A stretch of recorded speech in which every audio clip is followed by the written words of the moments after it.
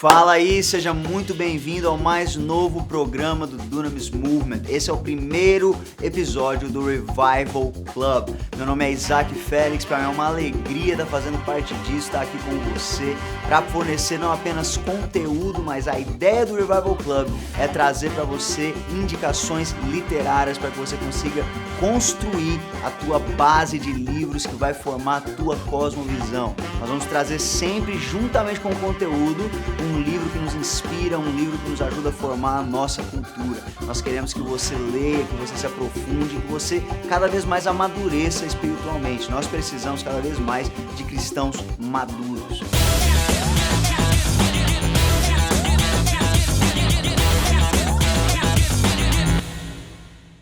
A ideia do Revival Club, ela vem inclusive do termo Holy Club. Holy Club, que eram as reuniões de avivamento de John e Charles Wesley na universidade. Através do Holy Club, eles viram uma transformação que chegou a varrer até mesmo toda a Inglaterra. E, inclusive, é uma inspiração porque nós fazemos hoje com o Dunamis Pocket. Se você está assistindo aqui e você já fez parte ou já foi abençoado por um Dunamis Pockets, coloca aí #GoPockets e vambora. Go Pockets!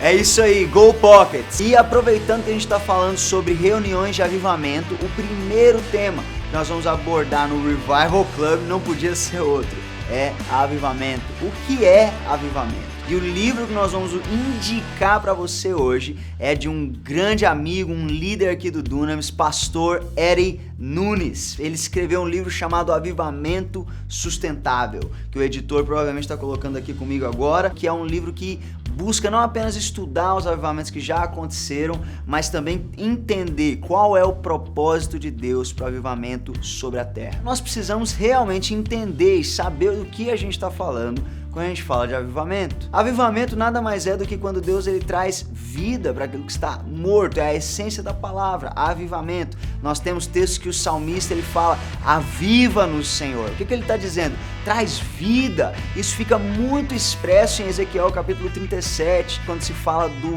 vale de ossos secos. Nós vemos literalmente a figura de uma multidão de morte e vem então o Espírito Santo e traz vida. Ao longo da história nós conseguimos identificar vários momentos em que Deus tocou a terra com avivamento.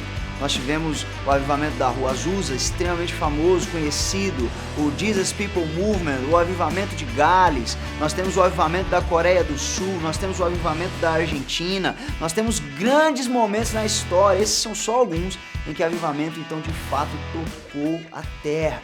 E como é que isso acontece? Bem, primeira coisa nós precisamos entender é que o avivamento ele começa com os santos. O avivamento ele sempre começa com o povo de Deus. Antes de avivar a terra, Deus precisa avivar a sua igreja. Avivamento sem oração é a mesma coisa de querer salvação sem cruz. Não existe, é impossível. Quando nós olhamos para a história dos avivamentos, caramba, os avivamentos sempre são precedidos por um clamor para que Deus realmente venha trazer vida.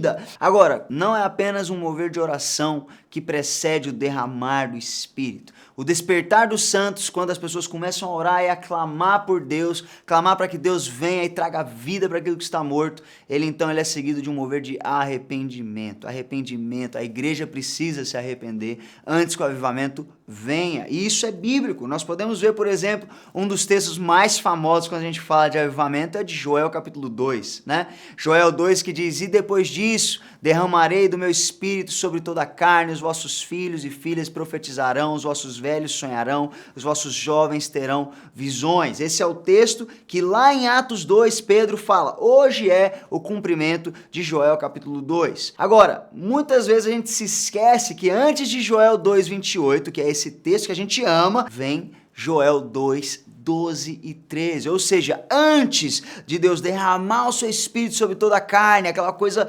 poderosa do avivamento, é necessário que haja isso aqui. E ele diz, ainda assim agora mesmo diz o Senhor, convertam-se a mim de todo o seu coração com choro e com pranto, rasguem o coração e não as vestes, convertam-se ao Senhor.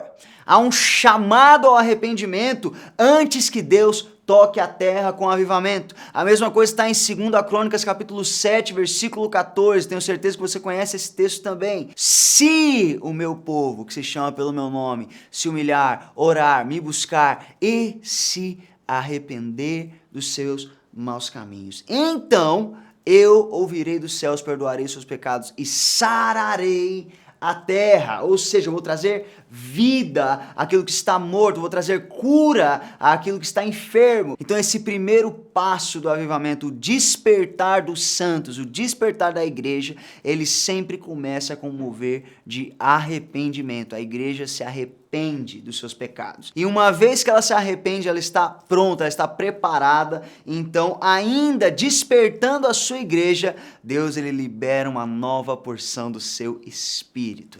E é isso que a gente geralmente se refere quando a gente está falando de avivamento. Sinais, milagres, maravilhas, curas, coisas que a mente humana não consegue explicar. Muitas vezes ele culmina então no segundo passo. O segundo passo do avivamento, ele é uma grande onda de salvação. Nós precisamos entender que quando nós falamos de um derramar do Espírito, que é o que acabou de acontecer aqui no passo 1, nós precisamos entender que o Espírito Santo ele só é derramado com um propósito. Nunca é um fim em si. Nunca é só a experiência pela experiência. Ela precisa gerar alguma coisa em mim, em você, ela precisa gerar alguma coisa na igreja. E isso fica muito claro em Isaías 61, versículo 1, que é um versículo que eu sei que você ama, que fala: o Espírito do Senhor Deus está sobre mim, coisa boa, porque Ele me ungiu, isso, me unge. Ele te unge para algo. Ele te unge para pregar as boas novas aos mansos, para restaurar os contritos de coração, proclamar liberdade aos cativos, a abertura de prisão aos presos e por aí vai. O Espírito Santo se derrama e isso sai da igreja, isso sai das quatro paredes da igreja. O avivamento ele precisa tocar a nação, não é suficiente que ele toque você. Sim, é muito bom que você passe por um avivamento pessoal e aí depois disso aqui, pega o livro do Eri, lê, mastiga e come a palavra de Deus, come outros livros sobre avivamento, passa pelo teu avivamento pessoal, mas você não é o fim do avivamento. O fim é as nações, porque lá em Apocalipse capítulo 21, nós vamos ter um desfile de nações diante do Senhor, cada um na sua tribo, cada um na sua língua, mas todos unidos adorando o mesmo Deus. Esse é o final do evangelho, esse é o objetivo, é sobre nações. Em Isaías 61 que a gente leu, o Espírito soberano de Deus está sobre mim, ele me ungiu para pregar as boas novas aos mansos, e ele começa a falar muitos tipos de boas obras que nós podemos fazer uma vez que nós recebemos o Espírito Santo. Só que no versículo 4, olha o que ele diz: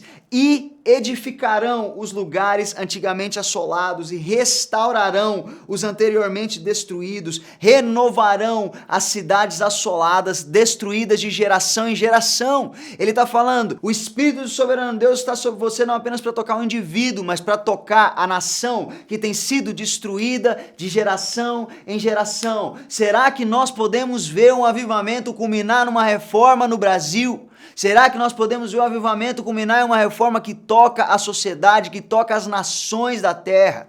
Quando Deus toca a terra, esse é o objetivo dele. Ele quer ver a transformação.